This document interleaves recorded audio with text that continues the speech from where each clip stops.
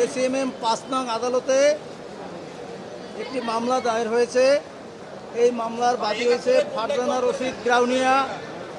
উনি চ্যানেলের উপস্থাপিকা এবং স্বর্ণ কিশোরীর চেয়ারম্যান। শাইখ সিরাজ হয়েছে ১ নম্বর আসামি, চ্যানেলের বার্তা সম্পাদক।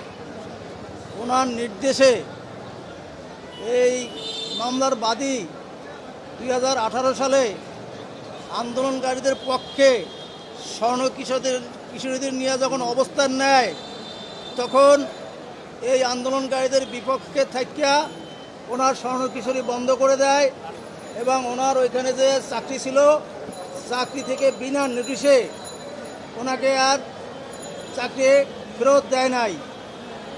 এ পর্যন্ত ২০২৪ সালে যে কোঠা আন্দোলন ছিল, যেহেতু উনি স্বর্ণ কিশোরীর চেয়ারম্যান এবং বাংলাদেশের মানুষের এই শিক্ষার্থীদের পক্ষে উনি সবসময় কথা বলে, উনি বলিষ্ঠ কণ্ঠ।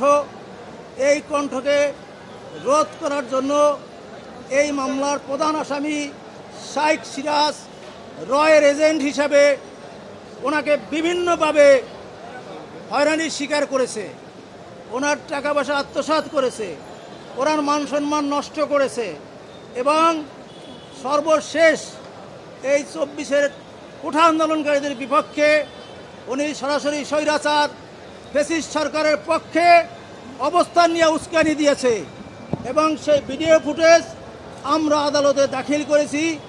বিজ্ঞ আদালত এই মামলাটি শুনে সন্তুষ্টি হয়ে সিআইডিতে তদন্তের এক আদেশ প্রদান করিয়াছে।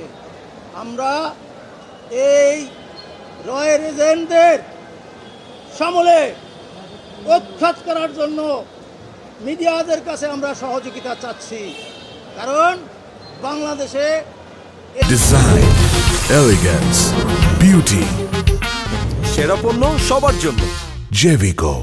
অভিযোগ ওনার 18 সাল থেকে এই পর্যন্ত প্রতি মাসে 1 লক্ষ টাকা করে বেতন, এটা ওনাকে পরিশোধ করে নাই। ওনার স্বর্ণ কিশোরী, উনি চেয়ারম্যান, এটা অবৈধভাবে অন্যায়ভাবে বন্ধ করে দিয়ে ওনার কোটি কোটি টাকার ক্ষতি সাধন করেছে এবং স্বর্ণ কিশোরীদের আর স্বর্ণ কিশোরী ওনারা করতে দেয় নাই এবং বিভিন্ন সময় ওনার কাছে এই শাইখ সিরাজের লোক বিভিন্ন ইনফরমেশন দিয়া চাঁদা দাবি করে আসিতেছে, না দিলে ওনার সমস্যা হবে।